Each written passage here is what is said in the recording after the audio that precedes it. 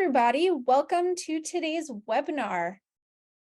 As you are all filing in, I'm just going to quickly introduce myself. My name is Ariel Kranzow. I run webinars here at Northpass, and I'm really excited for all of you to be here today. Donna here is the amazing customer onboarding expert. She is going to wow you with just a ton of tactical information for you to actually use and bring into your onboarding processes. We have Nurgis here, who is one of the most phenomenal CSMs I've ever had the pleasure of working with. And she works with our customers day in, day out, helping them create their own onboarding processes here at Northpass. Donna, I'm really going to hand the reins over to you. And let's just jump into this and get started. Well, first of all, thank you so much, Ariel, and for that awesome beginning. And Nurgis, looking forward to sharing about onboarding together. Overall, my goal is to share best practices and tactical tips to help you improve your customer's experience right away. And Nurgis is going to share what, she's out there on the front line working with Northpass customers. So she's going to share some challenges and opportunities she sees every day. Okay, so let's get started. You guys can see my my slides. So I want you to go ahead and type in the chat. I want to know, where do you focus? Do you focus on your product? And do you focus on your users when you're doing onboarding? What's your focus? So we got Jack says we got users both 50-50. Okay, good. So we're off to a good start. I'm glad to see it's both, because what I see, especially in high tech business to business companies, there's a lot of focus on the product, not so much focus on the users. And if you don't have users using your product, then you're not going to have a license to renew. So let's dive in. So type in what sounds familiar here. You've got every customer. Well, you don't have to type this in yet. We're going to go into each of these. Every customer is a special snowflake. Your teams are stuck in reactive heroics. Churn rates are too high, and you can't scale. If there's anything you want to share there, go ahead, but we're going to dive into these. Okay. Heather's being honest and saying mostly product. Okay, so the focus of this session is to stop treating every customer as a special snowflake, because that's very expensive. We'll dive into that. We're going to describe what first value is and why it's so important. I was just talking with the company today. It's taking them like 100 to 120 days to onboard customers. That's too long. You got to get customers to value more quickly and then deliver a value journey. You want to identify the trough of disillusionment and how to avoid it. You want to get customers to value quickly. And then we're going to see, what can you do right now to start improving the experience for your customer and improving the experience for your company. All right, so this is just a bit about me. I'm based just north of San Francisco in California, and I wrote the book Onboarding Matters because so many companies weren't really addressing this. And here's just some companies that I worked for. Over 7 years ago, I started my own business to help high growth companies turn new and existing customers into loyal champions. And here's just a handful of companies that I've worked with over the last 7+ years. And then I'm a big outdoors person. I'm just learning how to mountain bike. And then I also do some whitewater kayaking. So anyone ever been on a whitewater river rafting or kayaking, type that into the chat, type rafting or kayaking. This is the rapid called Troublemaker on the American River. And right now we had a ton of rain and snow over the winter. So the rivers are high. Great, thank you for congratulations on the 2-year anniversary of Onboarding Matters. Oh, thank you so much, Nurgis. And oh yes, and I'm also have the ABCs of digital customer education. Awesome read, and very quick read. White Nile. We've got to talk about Ryan. Okay, so this is just a bit about me. I'm all about high growth companies get to the next level. and do that at scale. So let's talk about some of the challenges that we started with. So I want you to share in the chat if this sounds familiar. So every customer is a special snowflake. You treat every customer with special care. Everyone's different. You know, I worked at a company where we were like, oh, every customer's so unique. They need a lot of hand holding. You know, there's no way to scale because you're suffering from this special snowflake syndrome. So type in snowflake, if that sounds familiar. And what happens is that what I'm seeing over and over is companies are spending so much money to onboard their customers that they're delaying any break even, they're delaying any profits. So we're getting a handful of snowflakes there. Okay, next up is, are you facing a tsunami of new customers? Now, maybe your company is growing, or maybe you know, the opposite of this these days would be you have limited resources. So you have so many customers to deal with that this high touch special, you know, treatment is no longer working because now you're facing a backlog or your customer facing teams are overwhelmed and getting exhausted. So type in a wave or tsunami if that sounds familiar to you. So that oftentimes when a company is smaller, you do this high touch white glove treatment. Customers love it, but either with limited resources or a ton of new customers coming at you, you just can't, it starts to hold you back. Your growth is limiting you. So lots of people are identifying with that. So before we move on, I just wanted to like, go back to like the tsunami and talk about like the snowflake, like special snowflake customers. Like there are so many. That's like a tsunami of new customers is such a good problem to have, but it's learning how to handle that and manage it. Yeah. That's really the big challenge. Like Nurjis, I know you like we were Yeah. talking about that Yeah. earlier. We were, and we were saying it's such a good problem to have, but if your current program is struggling, you do need to scale it, right? Ultimately, and I know, Donna, you're going to get really into that as well, but this is where the digital customer education that we've talked about, Ariel, is really beneficial when you're thinking about scaling it. yeah, absolutely. And so what happens is maybe your customers love you because you give them all this special treatment, and then you grow, which is a great situation. And then your customers fall into this trough of disillusionment. Maybe the onboarding go live is taking longer and longer because you have so many customers. Maybe they're sitting in a backlog of 3 to 6 months to even a year. I worked with a company that their backlog was a year. And so they're sitting around waiting to get value. And so what happens is there's this hype cycle where, you know, they identify a need for your product. They get their expectations really pumped up from the sales team. The deals close, and then they're sitting around waiting.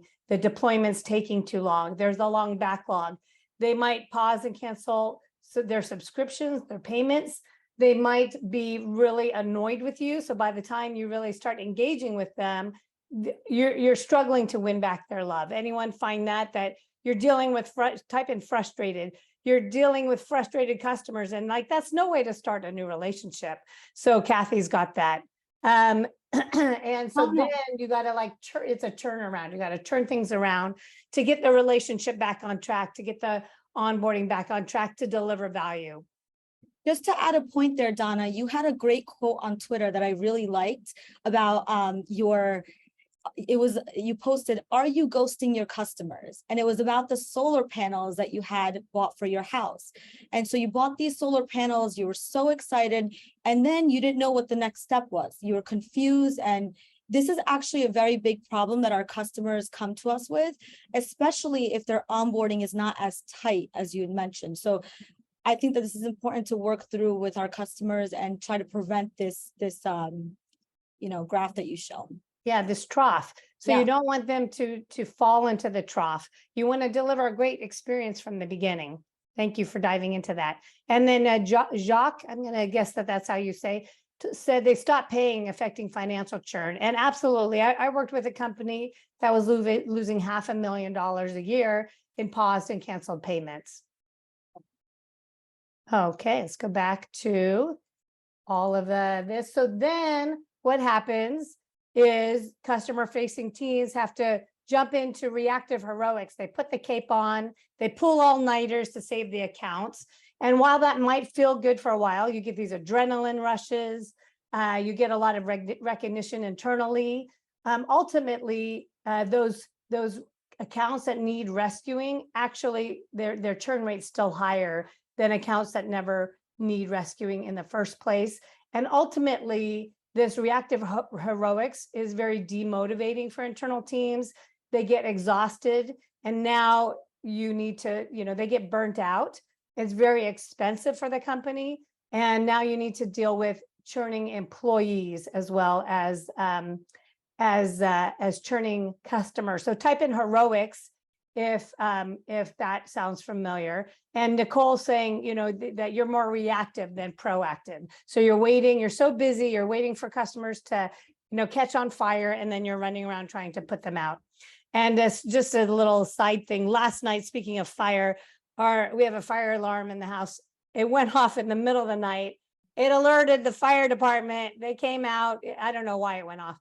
So then there's like they didn't have the alarm on, but the lights were flashing, and we come out of bed and greet the firemen. So that was my night last night. Oh boy, that sounds awful. I hope you got some sleep, Donna. I got enough sleep. And Emily's saying heroism, it's not sustainable. And then what happens is people leave for calmer climates. Nurjis, anything you want to add to that? No, I agree. When it comes to that, I have definitely seen it. Our customers often do come to us with churn being a real problem, and it does start from the initial beginning processes. So I think this is definitely a real problem that a lot of our customers have, and I'm sure you can write it in the group chat as well. You probably have this problem as well. It's definitely something that we're facing. Absolutely. So what's the cost of all of this? Well, when you include poor implementation, weak relationship building, which is critical during relationships are critical during the beginning of the customer journey, poor customer service, it comes to 53% of churn can be caused by this failure to launch in that first year. And in the US alone, that's costing companies billions of dollars. And so, a lot of companies track their churn percentage, but when is that churn happening? I was just talking with a company just prior to this webinar, and they had about 12% churn, but most of it happens in this first 6 months. And so that's a big telling you that there's a failure to launch. Yeah, I actually recently had a customer too who we ran some numbers, and we realized that they boosted their customer retention by 30% by including this onboarding process. So it definitely, Wow. yeah, That's huge. it's And we had Iran Young, I don't know if I'm pronouncing that right, said the reverse case can be true because some customers are unfit, and absolutely the customers who are a poor fit, and we're going to talk about ideal fit customers later. The customers that are poor fit are going to dwell in this trough of disillusionment. They're going to be more frustrated because they were promised stuff, and you're trying to cram them in. The implementation is going to take longer. This is going to, and then there's going to be a much higher churn rate. Absolutely. Okay, so we're going to take a moment here to look at your customer onboarding maturity. This is my maturity model. And I'd love to hear where you think you are for now. Are you in this reacting phase? We talked about that, where every customer's unique. You're running around with your hair on fire. You're reactive. Are you performing? Do you have some consistent, repeatable processes that everyone dealing with customers can deploy? Are you able to scale? Do you have a one-to-many approach so you don't need as many people? And are you optimizing where you really can demonstrate the impact on the business bottom line? Now, I just want to, while you're deciding where you are, sometimes you're in between. You might be on the cusp, like, oh, we're just coming out of reacting into performing. Maybe you were just about stepping into scaling, and then you got acquired, and now you're back into reacting mode, or half of your team was let go and you're back in reacting. So it's not always a nice linear. You might have been, oh, we just rolled out our optimized onboarding, and then half the team got let go, So we got a lot of performing and scaling. And I'd love to talk with was it Angelina who said that they're optimizing. That'd be awesome to learn more about that. But we got a lot of performing. That's really great to hear. And there's a lot you can leverage from our session to help with that performing. Nurjis, what would you like to add? Yeah, absolutely. I would definitely say that a lot of my customers, when they're coming into Northpass, they're definitely in that reacting / performing onboarding model. You know, they come to us because their goal is to scale and ultimately optimize their onboarding program for their customers. So we help them move into that scaling, optimizing phase by creating the customer academy and moving onboarding into the academy. And then we're helping them, you know, through this process. So I definitely have seen, you know, that end of it, but then towards once they've actually established their academy and they've established their onboarding programs, I've seen them closer to that scaling, that optimizing maturity model. Yeah, absolutely. And so to get to scaling, digital customer enablement, customer education is a critical component, and we'll talk more about that. Yeah. Okay, so let's talk about my favorite topic, customer onboarding, which includes customer education and enablement, is customer onboarding. So let's see why this is so important. Now, this is my customer success bow tie, and on the left you have the buyer journey, on the right is the customer journey. And a lot of us are familiar with that sales funnel, and this shows the sales funnel flipped on its side, where you are attracting multitudes of leads, you qualify them, you turn them into prospects, you move them through the sales journey, and then you close the customers, you close the deal, you celebrate, woohoo. And then you kind of start, what I say, and I talk about this in the book, you start using hope as a strategy. And so what we need is to effectively onboard customers. We need to get them to use the product, adopt the product, and this is where all that customer enablement and education comes in. Then there's huge expansion opportunities. And when they champion your product, they reference you, they become a referral. So not only do you get this huge expansion potential from your existing customers, your growth comes from existing customers, but also it's so much easier and less expensive to keep customers, because to acquire a customer costs about $1.50 to $2 for every new dollar you bring in, but it's probably 10 to 20 cents for every to keep a customer, the customer retention and expansion costs. So this is where the growth happens. And especially during these days when new sales might be down, this is how your company is going to grow, is through keeping your customers. So to address this, I built the orchestrated onboarding framework. And, I started that slide. Are you focusing on your users or your product? This is all about not just going live with your product, but having 6 stages to really build trusting and enduring relationships. I'm not going to go into this today, but you can look at my website. I have articles on all the stages. I have my orchestrated onboarding masterclass where you can really dive in. And my book, of course, covers this. But this is, the idea is that it's not just about going live with your product. It's about building this great relationship, starting with the big picture and delivering value, not just, just because people can log into your product does not mean that value's been delivered. And what I see when I work with companies, this is the kind of impact, renewal rates increase, the net retention increases, they make a lot more money.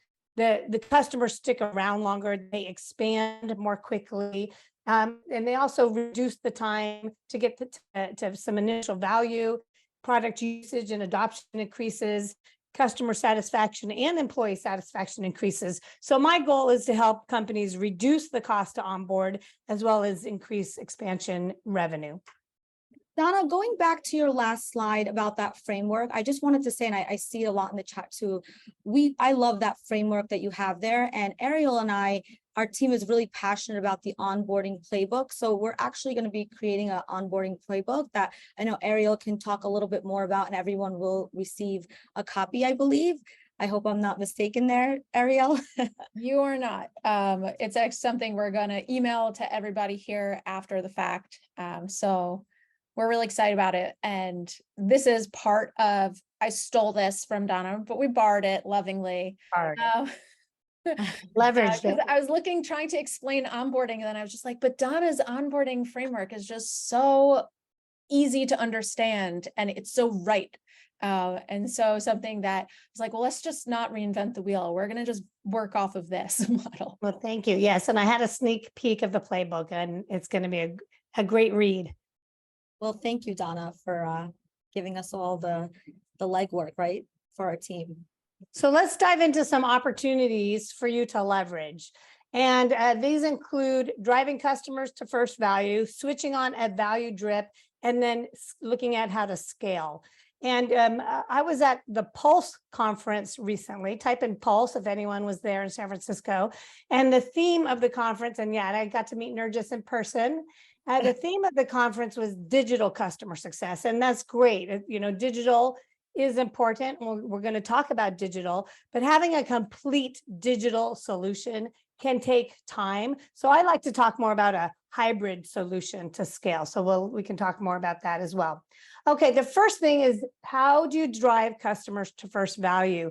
It's really important to know, not just going live with your product, when you're delivering customer enablement, not just talking about your product, but delivering value so that customers are delighted, thrilled, to be using your product. Are you helping them to make more money? Are you helping them to save money? Are you helping them to save time? Are you helping them to be compliant? Those are often reasons why companies and users use your product. And so that's why I say, like, you need to think about the users and deliver value to them, not just go live with your product. And then how can you do that as quickly as possible rather than months? Can you get that in weeks? Days even? It doesn't need to be a full return on investment, but some morsels. I was talking to, I think it was you, Ariel, who said an amuse-bouche of value. Like you go to a restaurant and you could sit around waiting for them to cook a whole feast for you, but in the first 10 minutes, they give you a little taste of something. It gets you excited. It gets you grateful that you're there. What are your thoughts around that, Nurjis? Well, when I actually think of driving customers to first value, I think about our first value, like chunking your onboarding into different phases so that they see that immediate value. Our customers, for example, what we do here at Northpass is we definitely, I think that we have this amazing first value by sending out those welcome emails where they get access to the Northpass Academy right away. We have our kickoff calls where it's very strategic. Visuals, roadmaps to really get the customer understanding where they are and where they're going to get to next. So we definitely, I feel like our team does a really good job of that, and we're definitely aligned with our customers, which is very important. I think you need to really be aligned with the customer for them to understand where they are in the process and where they are going. Absolutely. And I'd like to look at quick wins. What's a quick win? Sometimes a quick win has nothing to do with your product. If your product that you're rolling out is kind of a new thing for the customer, sometimes they need the concepts, the context, the mindsets to help them be successful. And those are things you can start helping with even while the deployment, the implementation is going on in the background. Absolutely. I totally agree. Okay, so then can you deliver a value journey or drip? So, oftentimes companies are trying to throw everything to everyone. So can you create a journey where rather than trying to adopt all of the product at once, are there certain use cases or there's certain modules that get them to first and then help to drive a journey? So for example, I worked at a company that provided reporting and analytics. So for example, some initial value might be helping them to leverage some existing reports within the system. And then the next level of value would be how to edit and modify those existing reports. And then the next level would be to create their own reports, some simple ones. And then we go to create some complex reports. So rather than trying to teach them everything about reports all at once, you create this journey so they get some great aha moments. And then they're able to build on that rather than just feel overwhelmed. And then even earlier than that, the quick win might help them to relate if they've been using spreadsheets, and then help them to relate like from a spreadsheet to this new reporting and analytics tool.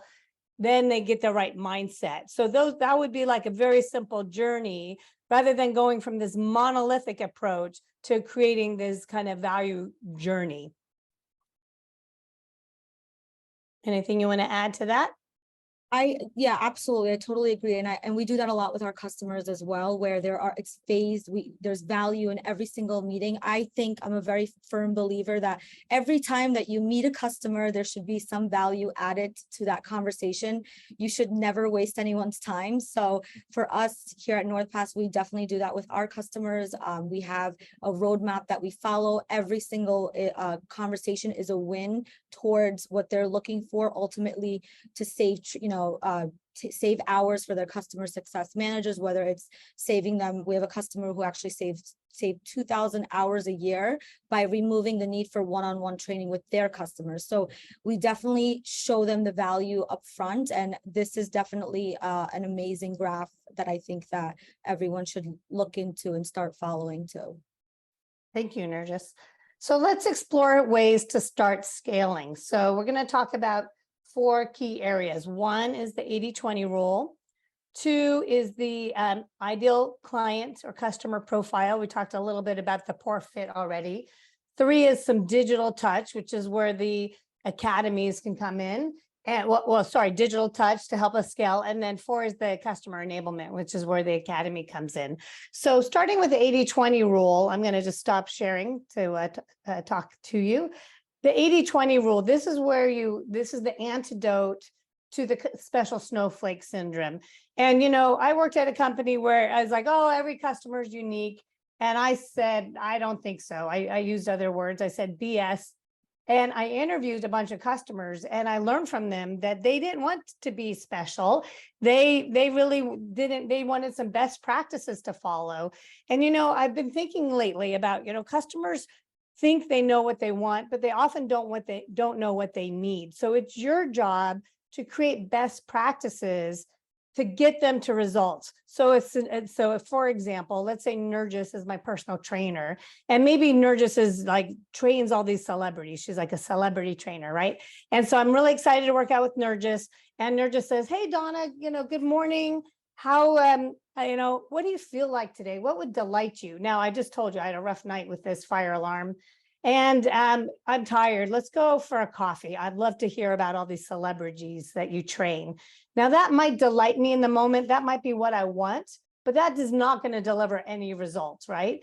I'm paying Nurjis to kick my butt to make me, ideally, I'm going to be swearing her name. And maybe I'm going to wake up tomorrow and I can barely get out of bed because my muscles are sore. And I might be swearing and saying, I don't like Nurjis, but she's going to deliver results and I'm going to be delighted down the road. So as customer facing professionals, this is something I see is we really need to be that driver, take the ownership and deliver the results and not treat every customer with special care. That's our job, is to own those best practices and drive them forward. Okay, next is the ideal customer profile, the ICP. Type in ICP if that's something you have at your company.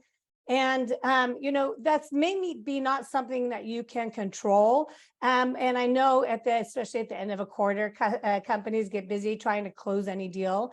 But the way you can impact that is start to show some details.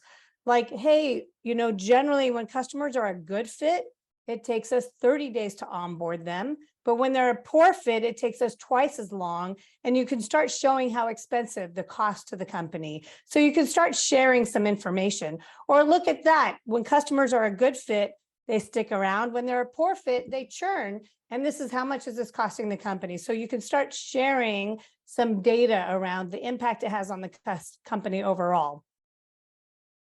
And then digital touch. How can you start to deliver a one-to-many experience? I can't tell you how many companies I work with where every customer success manager is, quote, training the customer. They're like, hey, Nurjis, let me give you a walkthrough of the product. Oh, you have some new users? Let me tell you how to use the product. And there's no way you can scale. And I really disagree with customer success managers delivering training. That needs to be the 4th option is customer enablement. Customer education and enablement, I use those interchangeably. That is the scale engine of customer success. And you really need to find ways to deliver a one-to-many approach to get users to adopt your product. That should not be a one-to-one approach. Nurjis, let's hear your thoughts on these 4 Yeah. ways to start scaling. So what I've seen is once our customers sign up with us and establish their digital customer education program, what I've noticed is that now they have successfully started scaling their onboarding process.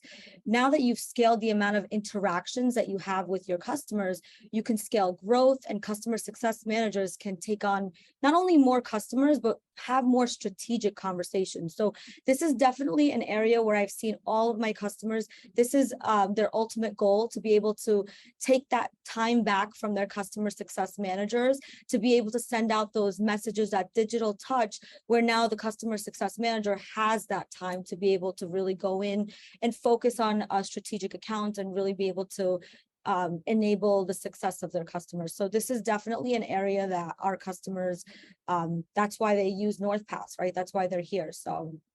And, I was working with a company in the UK, a big data platform, and they had these really technical customer success managers. And a big part of onboarding was them going over, hey, here's our platform, here's what this data approach does. And I'm like, you guys are too smart to be doing this over and over. They had an academy. I'm like, let's define a few prerequisite courses, have all the customers take those, and then you can be focused on what's unique for every customer. Now you can be a specialist, that strategic advisor, rather than going over this basics over and over. The customers are going to value you more. And also the CSMs are going to get more, satisfaction because they're doing the hard stuff versus the basic repeatable stuff over and over and over. Yeah, and we as a team, we internally talk about it. And for example, our customer success managers, we make videos for our customers. We actually create courses with topics that are constantly coming up as well to be able to send to our customers. So we do free up our time. So having those onboarding materials available for our customers and really listening. Oh, there's that word listening up there. Really listening to our customers to see what it is that they need so that we're ready and prepared for them. Absolutely. So let's talk about how you can get started. So one is to listen, and that might be actually interviewing your customers. It might be seeing like, well, what are the top 10 support tickets? What are listening to CSMs? What are the top 10 things you're doing over and over and over? And those are great ways to anything that people are doing over and over, support tickets that they're answering, the how-to support tickets that are being answered over and over, the things that CSMs are doing over and over. Then those are great areas to start scaling. I always like, before you address anything, I like to pick some baseline metrics. So find out how many support tickets are being long, how long is onboarding taking, pick one thing, deploy it, and then see what changes. But if you don't get that baseline metrics, then you're not going to know the impact. So let's say currently onboarding takes 100 days. You listen, you find out, hey, we're going to deploy some self-paced learning pathway. And then find out what the impact is. Then repeat, listen, and deploy the next thing. So it might be that you create some in-product guidance. You might create a learning pathway. You might create one module that support points people to, rather than answering the same questions over and over and over. And then there's a lot of great questions coming through. We'll just have a couple more slides and then we'll dive into the Q&A. So I like to say that no matter where you are on this maturity model, that you're not a special snowflake. I teach my orchestrated onboarding masterclass, and I have people from all over the world, from all different kinds of companies join. And they're just so relieved to know that all of their onboarding and enablement challenges, other people have those same challenges, and other people have solved that. And I'm here to help. Northpass is here to help. So just to know you're not a special snowflake, even though you might feel that way. Here's a QR code for you to take a moment to grab. I've got a ton of links there. I've got my success plan template. I've got links to articles, a ton of value for you. So please keep learning. And I'll give you just a moment to grab that. And then I'll move to my next slide in a moment. But the focus is, how are you going to transform your customer's business, not just go live with your product, not just, deliver transformation, not information. As an enablement person, as an education person, as a customer success person, you're not here to give information. You're here to deliver transformation. Yeah, and going back to the improvement diagram, I love it, by the way. I think it's fundamental. And I like going back to what I've said earlier, I've just gotten so far from just listening to our customers, and my customers, they do that constantly with their own customers, whether it comes to like looking at improvements within the academy or within their onboarding process. You know, it's constantly changing and evolving. And I think that's super important to remember when you are thinking about, you know, content within like your academy, for example. Thank you. So I'm going to just pause here, and we've got plenty of time for Q&A, and we've got some in the chat and some in the Q&A. I'm going to ask for questions. Please post them in the Q&A. It'll be easier to get to. All right, I'll stop sharing, and let's dive into the Q&A. Ariel, are you going to take the lead on that? Yeah, if you, I think so, because we've got a bunch of questions in the actual Q&A box. We are not going to have nearly enough time to answer all of these questions. But we got one question pretty early on in the conversation. And that question is that sellers are afraid to break the deal by challenging prospects and their ideas, to get them to commit to starting to take ownership, resulting in new customers waiting for the onboarding team instead of adopting themselves. Like, how would you solve that? And I think so you actually talk about this. This is hard. So I'm just going to go back to the trainer analogy. Let's say I hired Nurgis, and there's this idea that, oh, I've hired a trainer, I'm going to get fixed. And there is this kind of idea. I'm going to compare going to the gym versus going to the restaurant. We go to the restaurant and we sit down and we expect to be served. You know, I place my order and I sit there and wait, and then I get my food delivered and then I pay. And I'm very passive, right? And so in the world of B2B, business to business technology, we don't just place an order and then we get served. We have to show up. It's like going to the gym. Now, you know, there's a lot of people who pay a gym membership, but just because you pay a gym membership or just because you hire a personal trainer does not mean you get results. You have to show up. You've got to work out. That might include breathing hard. It might include sweating. It might include pain, but I'm not going to get any results unless I am showing up. And so, so let's say I hire Nurgis to be my personal trainer. She's going to say, look, Donna, you're going to need to buy some dumbbells. You're going to need to buy some kettlebells. I recommend this protein drink and this recovery drink. You're going to have to work your butt off, and that's what's going to give you results. Now, that might scare me away. True, but it's going to help me show up, and you know, as a result, I'm going to get result. Because of that, I'm going to get results. It's going to help me be more accountable, and then Nurgis is going to look awesome because of the results she's delivering with her customers. So I know that scares sales reps, but customers want to know what the path to success is. And you know, I worked with a chief customer officer who worked with a company, and they said, here's what you need to do. Here's what we do. This is what you need. And he said, this company's got their act together. I want to work with them. So it can actually shorten your sales cycle. And I know that, you know, you may not be able to have a huge influence there, but you can start, as I mentioned earlier, start sharing the impact of customers who are ready, who are accountable versus those who aren't. Absolutely. Yeah. And so next question is from Vinesh. How can we provide the value in the onboarding process for customers who are not responding following their first onboarding experience, return to onboarding new data? So what I do is, well, first of all, you know, we often talk about customers ghosting us. And if we deliver value very quickly, they're not going to ghost us. So if Nurgis helps me get some, you know, value in my workouts very quickly, I can feel I'm stronger. I can walk longer. I can lift heavier things. I've lost some weight. Then I am going to I'm going to be very dedicated. So it's sometimes we try to take them on this whole journey of implementation, and they're not seeing it, what's in it for them. So we need to deliver. That's why we want to get to those quick wins and deliver value as quickly as possible. And that's where my orchestrated onboarding framework comes in, because you help them see this whole journey ahead.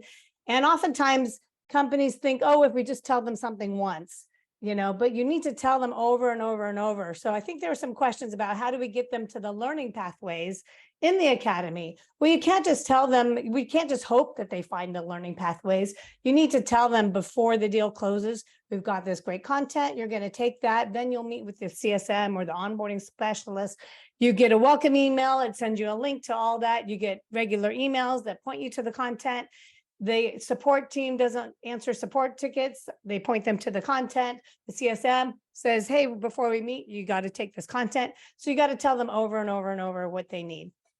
Yeah, and we actually we had a whole webinar in, I think, the end of April, and we also have a playbook on promoting your customer academy, and it sort of works with promoting your onboarding process. And all we talk about is like, you can't just make your academy and hope people come. Like, it's a part of your company. You have to treat it like almost like its own little product. You have to treat your onboarding process like a product and get customers to engage with it. Yeah, and Natasha was sharing that they develop customer onboarding checklists, which they give to the customer prior to close.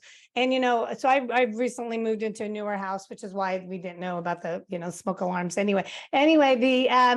We talked with a air conditioning vendor, and they sent us, before the technician came out, here's what to expect. We haven't even closed anything. Here's what to expect. Here's what you need to prepare. Here's how long it will take. Here's what we're going to do. After the technician left, they said, here are all the next steps. And, as an onboarding specialist, I was so impressed because, they're telling me what I need and they're helping me to be accountable.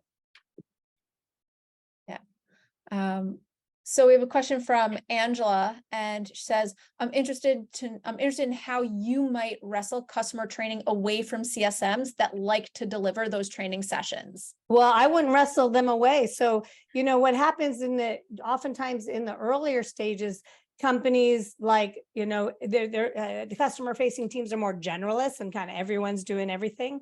So sometimes there's those CSMs who just love it. They love sharing. So I would leverage them and say, great, you 2 or 3 folks, let's get you to create some content for everyone to leverage, whether that's instructor led or it's self-paced, but I would leverage them. So then every customer is getting a consistent experience. And maybe those become the first people in a customer education team. So I would, sometimes there's folks who love all that training, developing content, delivering content. Great, let's get them. Maybe they're superstars for the customers, and then you record them and the customers are so excited to learn from them. But let's get everyone leveraging that rather than every CSM doing their unique thing. Yeah, I think that's such a great answer, because there's just always those hidden gem employees who just love doing a small part, what's supposed to be just a really small part of their job. And you find that that's where they shine. And I think when companies utilize their people who are motivated and excited about a very particular segment of their job, and as teams grow, it's a great way to utilize people who are excited to do training. Yeah. Hey, I just want to jump in. Audrey's asking about my masterclass. I do I'm a cohort number 9 is starting this afternoon Pacific time. I just want to put out, there are a few seats still available. And she's asking, does it offer insights on approach differences when onboarding to a SaaS offering versus where client must code APIs to onboard? It's all about helping you build your optimized onboarding approach. It's very interactive. So it's all about helping you with whatever you need. So I would say absolutely. And there is a class starting today. I know it's very last minute, but I would say jump in. Yeah. And I'll definitely send more information in a follow-up email with, to all the links for Donna, because I know if you don't get in this masterclass session, I know there's going to be another one coming up afterwards. So if you can't start today, I'm sure when the next one starts, you can definitely get in there and get on her mailing list. It's so excellent. And just the information that she shares on onboarding is so on point every single time. So we have time for just a couple of more questions. Nestor asked, what do you think about gamification tactics to influence customers to use an app? For example, offer a better price if they accomplish usage milestones over time. Well, that, that could be great, Nestor, but the main thing is you got to, let's go back to that slide about listening. If that is meaningful to your customers, great. If not, then no.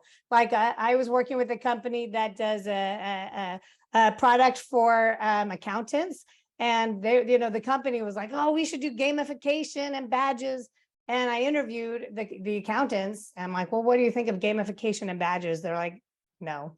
So it needs to be motivating for them. Just because it's a hot thing that you've heard people talking about, or it might motivate, certain kind of users, but maybe it doesn't motivate your users, or maybe it does. But find out what would, maybe a price reduction isn't what's motivating. Maybe it would be something else. So you need to find out what that would be.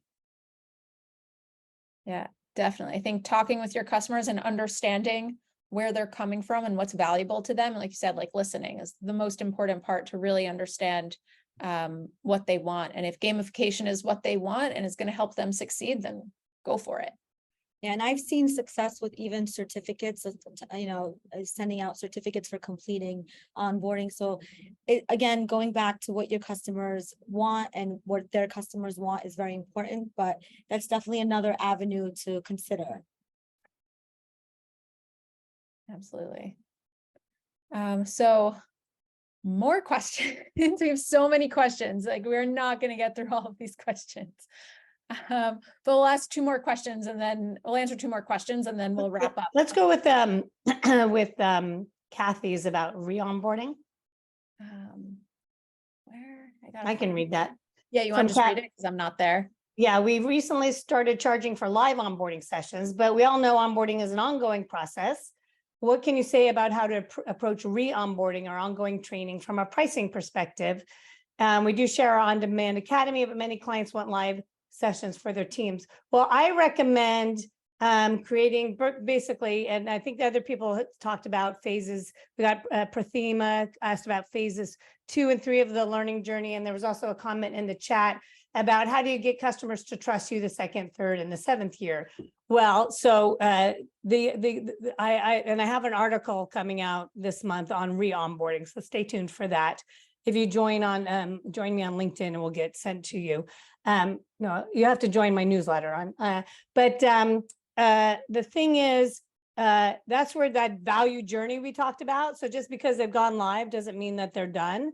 And then you also, what I like to do is create a premium package, and I have some articles on this, and I covered this in my book if you want to learn more.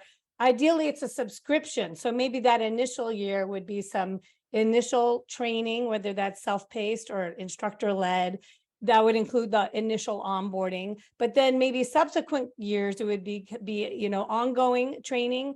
And not only is there additional value to deploy in your product, but likely you have new customers, new users, new regions, new organizations.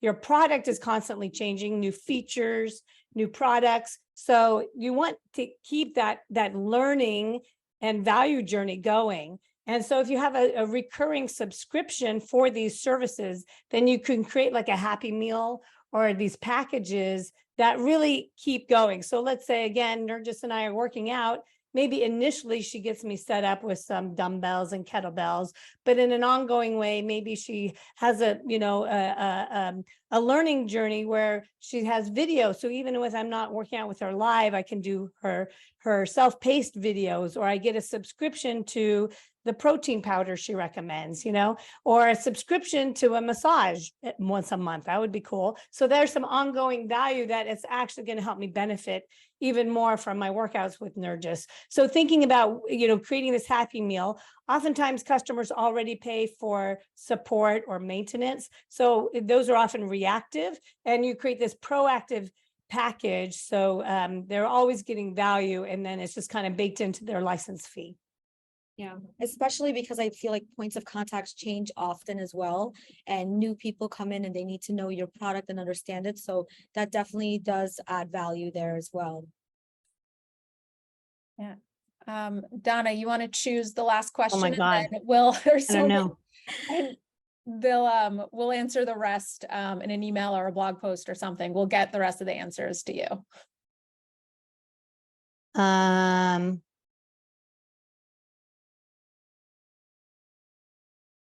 I don't know. None of these are jumping out. I think there's one here. Okay, Eveline, how critical do you think having a customer portal is for enabling and creating accountability at the customer? Well, you know, my usual answer is it depends. And so there are some products that have user portals or customer portals. And with learning, you know, learning pathways, if the content is really unique for every customer, then a customer portal would be good. There's also onboarding software tools now, which if your onboarding process is long and complex, then a tool like that can really help create transparency and accountability into the whole process. So then it's not just the implementation teams trying to figure it all out, but really helping the customer see what they need to do. And you can assign things and increase communication. So there might be some tools that can really help. Well, thank you, Donna. Thank you, Nurgis.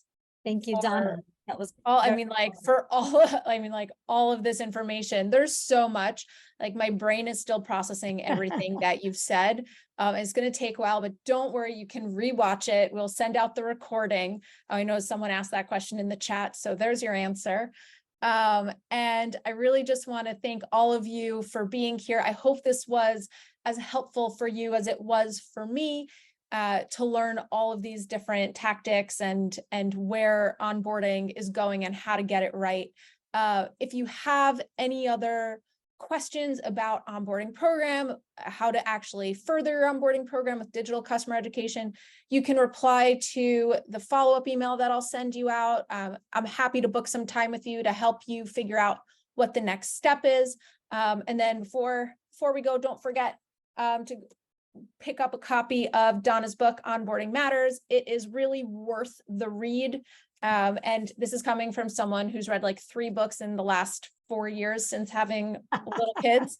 And I read it basically the day I got it. And it's really been really helpful for helping me understand everything that onboarding is all about and how to do it the right way.